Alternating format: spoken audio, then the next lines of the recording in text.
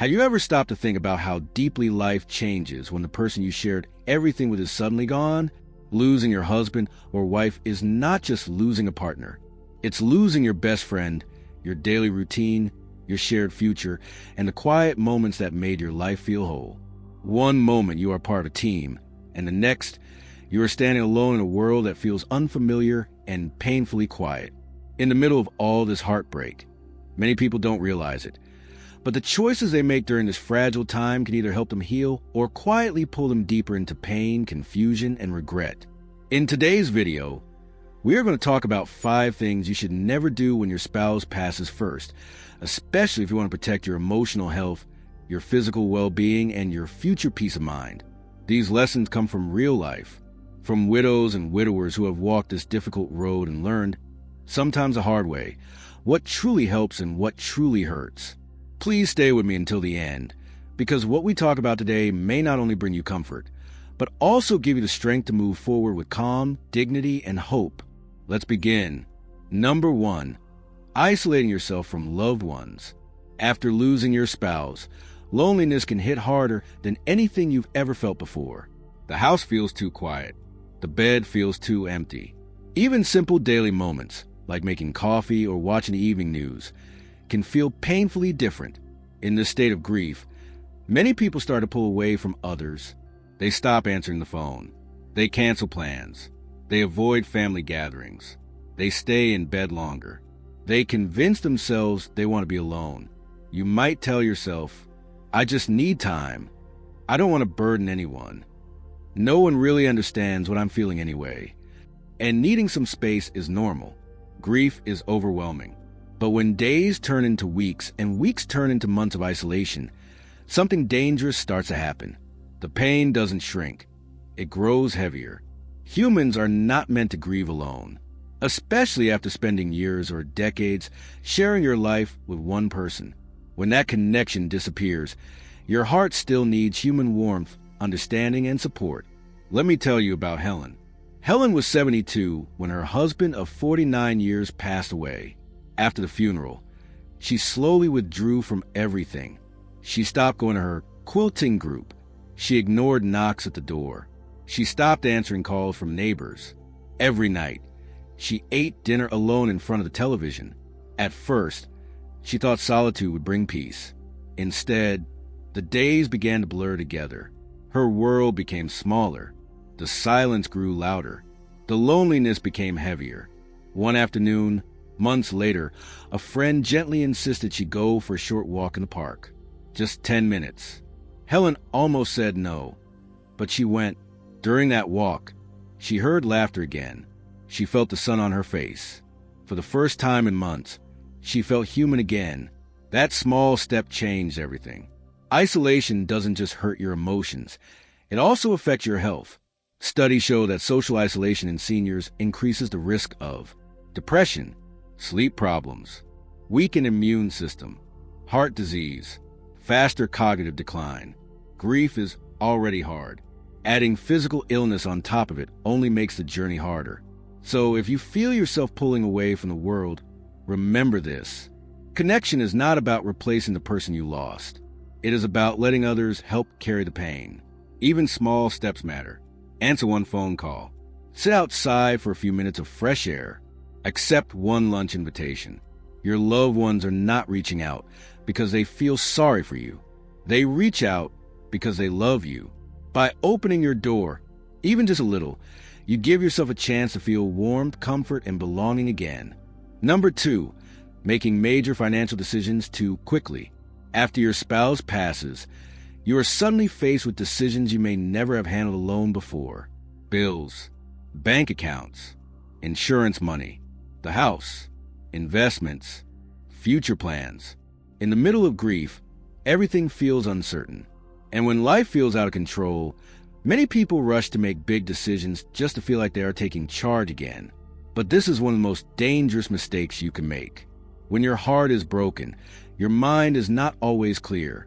People may pressure you to sell your home, move in with family, change your will, invest insurance money, buy something new to start fresh.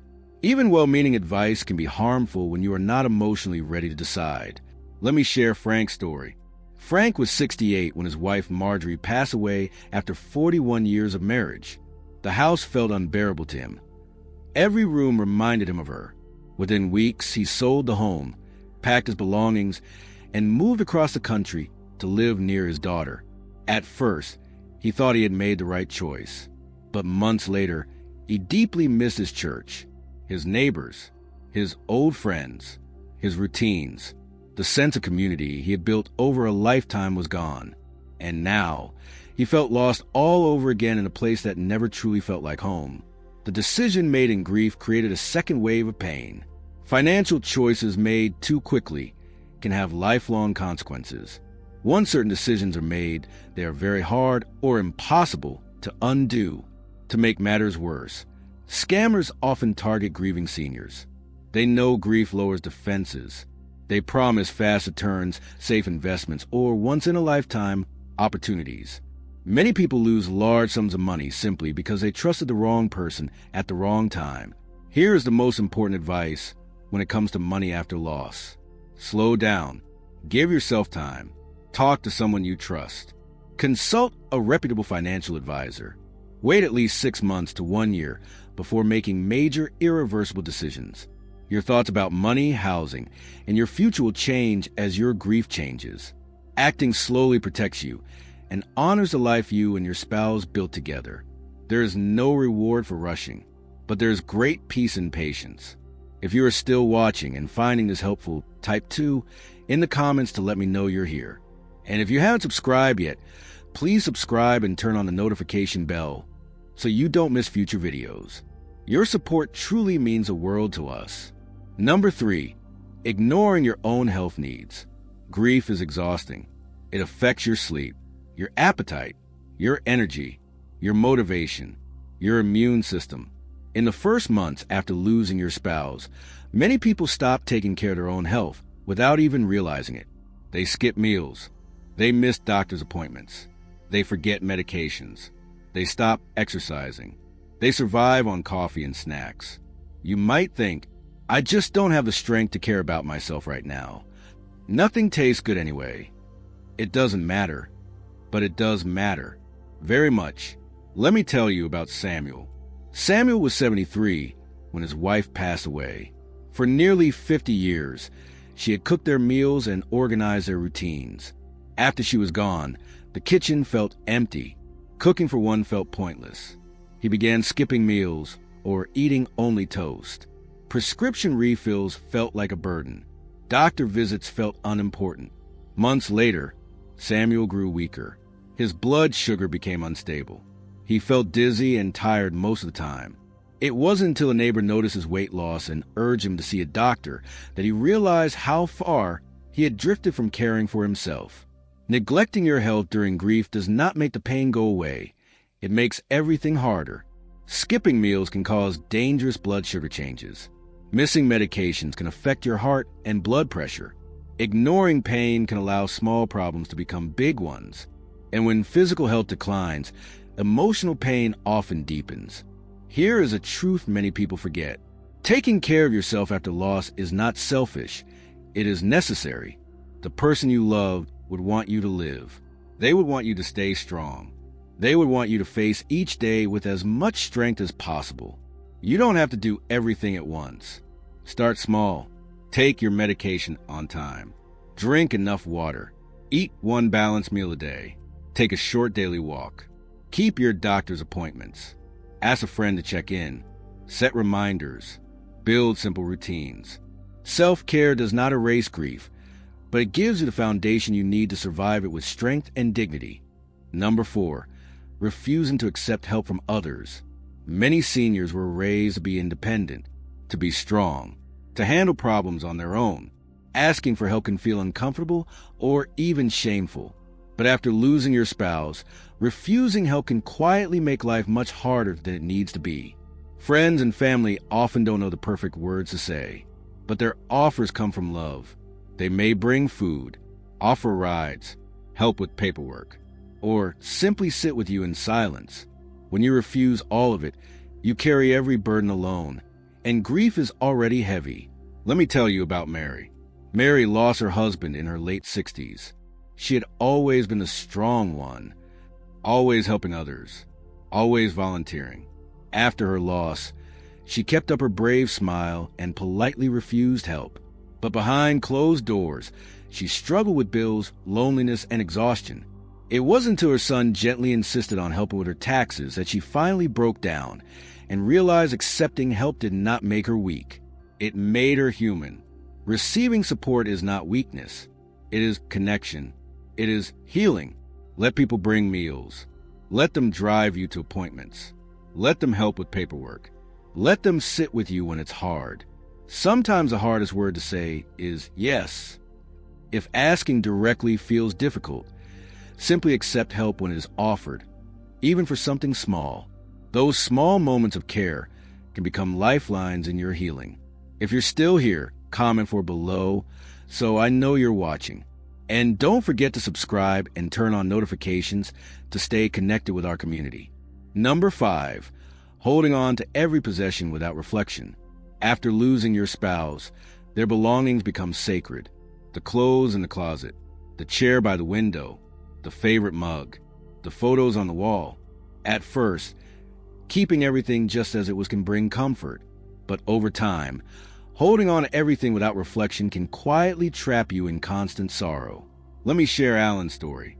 Alan was 72 when his wife passed away after nearly 50 years of marriage. For years, he left everything untouched. Her sewing basket stayed by her chair. Her clothes remained in the closet. Her side of the bed stayed perfectly made. At first, it felt comforting. But slowly, his house became a museum of his loss. Every object reminded him not just of love, but of absence. The home began to feel frozen in time. And Alan realized he was no longer living in his house. He was only surviving in it. Grief experts say you should never rush this process. There is no timeline for letting go. But keeping every item forever out of fear or guilt can prevent healing. You don't need to get rid of everything. You don't need to forget. You don't need to erase the past. What matters is being intentional. Choose the items that truly bring comfort. Share meaningful items with family. Donate in your spouse's memory. Create a small memory space rather than preserving every room. Letting go is not betrayal. It is making room for life to continue. You honor your loved one not only through what you keep, but through how you keep living. Final thoughts. If you take nothing else from today's video, remember this. Grief changes you, but it does not have to destroy you. The weeks and months after losing your spouse are some of the most fragile of your life. The choices you make during this time shape your healing, your health, and your future. You honor your loved one not only by remembering them, but by continuing to care for yourself. Take your time. Accept help. Protect your health. Move slowly with big decisions. Stay connected. Make space for healing. You are allowed to build a new chapter. Even while carrying the old one in your heart, it takes courage to keep going. And you don't have to do it alone. Thank you for spending this time with us. Please leave a comment below and share one thing you learned today or how this message touched your heart. Your words matter. We read every comment, and your support gives us the strength to keep creating meaningful content. If this video helped you, please like it, share it with someone who may need it, and subscribe for more guidance, comfort, and wisdom. Thank you for watching, and we'll see you in the next video.